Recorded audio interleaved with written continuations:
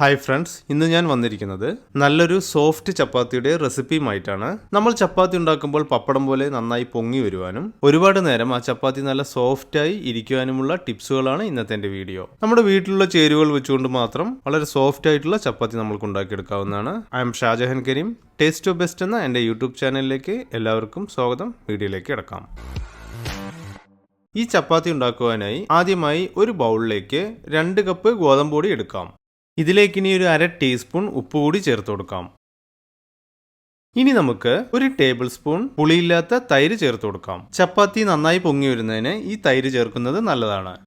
അടുത്തതായി 1 ടീസ്പൂൺ വെളിച്ചെണ്ണയോ അല്ലെങ്കിൽ ഏതെങ്കിലും ഒരു ഓയിലോ ചേർത്ത് കൊടുക്കുക. ചപ്പാത്തി ഡ്രൈ ആവാതെ ഒരുപാട് നേരം സോഫ്റ്റ് ആയിരിക്കുന്നതിന് ഏതെങ്കിലും ഒരു ഓയിൽ ചേർക്കുന്നത് നല്ലതാണ്. ഇനി നമുക്കൊരു 1/4 കപ്പ് ചെറിയ ചൂടോട് കൂടിയിട്ടുള്ള വെള്ളം ഒഴിച്ചു കൊടുക്കാം. ചപ്പാത്തി പെട്ടെന്ന് കുക്കായി കിട്ടുന്നതിനും ചപ്പാത്തി നല്ല സോഫ്റ്റായി ഇരിക്കുന്നതിനും ചെറിയ ചൂടുവെള്ളത്തിൽ കുഴച്ചെടുക്കുന്നത് നല്ലതാണ്. ഇനി നമുക്ക് ഇവയെല്ലാം നന്നായി ഒന്ന് കുഴച്ചെടുക്കാം.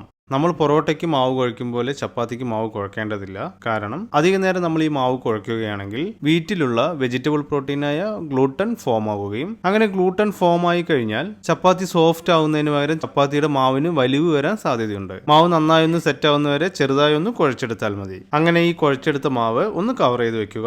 5 മിനിറ്റിന് ശേഷം നമുക്കിനി ചപ്പാത്തിക്ക് പരത്തിയെടുക്കാവുന്നതാണ്. 5 മിനിറ്റിന് ശേഷം ഈ മാവ് ഒരു ടേബിൾ ടോപ്പിലേക്ക് വെച്ച് ഇതുപോലെ നീളത്തിലുള്ള ഒരു ഷേപ്പിലേക്ക് മാറ്റി തുല്യ അളവിലുള്ള 10 പീസുകളായി മുറിച്ചെടുക്കാം.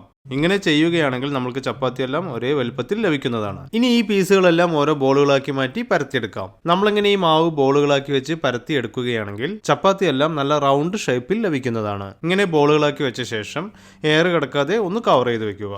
ഇനി നമ്മൾ എല്ലാവർക്കും അറിയാവുന്നതുപോലെ ഓരോ ബോളുകളായി എടുത്ത് ടേബിളിൽ കുറച്ച് ഗോതമ്പ് പൊടി വിതറിയ ശേഷം ബോളിന്റെ 2 വശത്തും പൊടിയാക്കിയ ശേഷം നല്ല റൗണ്ട് ഷേപ്പിൽ പരത്തിയെടുക്കുക. ഇങ്ങനെ കറക്റ്റ് റൗണ്ട് ഷേപ്പിൽ പരത്തിയെടുക്കുന്നതിന് പ്രത്യേകിച്ച് ടെക്നിക്കൊന്നുമില്ല.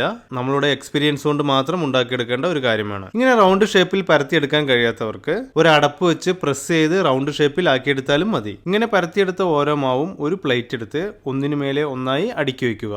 അങ്ങനെ എല്ലാ മാവും പരത്തിയെടുത്ത ശേഷം പെട്ടെന്ന് തന്നെ ഓരോന്നായി ചപ്പാത്തി നമ്മൾക്ക് ചുട്ടെടുക്കാം.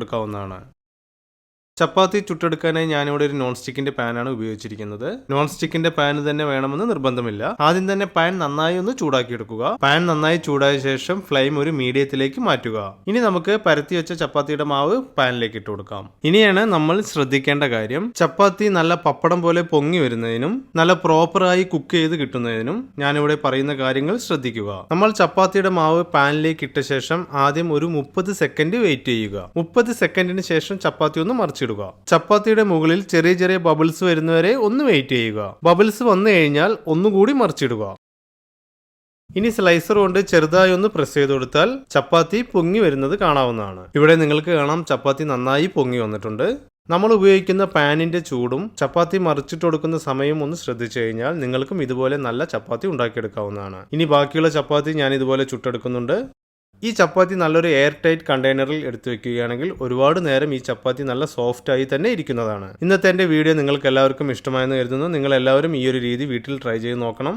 നിങ്ങൾക്ക് എൻ്റെ വീഡിയോ ഇഷ്ടമായെങ്കിൽ എൻ്റെ ചാനലൊന്ന് സബ്സ്ക്രൈബ് ചെയ്യുക, ലൈക്ക് ചെയ്യുക, മറ്റുള്ളവർക്ക് കൂടി ഷെയർ ചെയ്ത് കൊടുക്കുക. ഞാൻ അപ്ലോഡ് ചെയ്യുന്ന പുതിയ വീഡിയോകളുടെ നോട്ടിഫിക്കേഷൻ നിങ്ങൾക്ക് ലഭിക്കുന്നതിന് ബെല്ലൈക്കനിലെ ഓൾ എന്ന ഓപ്ഷൻ കൂടി എനേബിൾ ചെയ്യുക. വീണ്ടും നല്ലൊരു വിഭവവുമായി അടുത്ത വീഡിയോയിൽ കാണാം. Thanks for watching.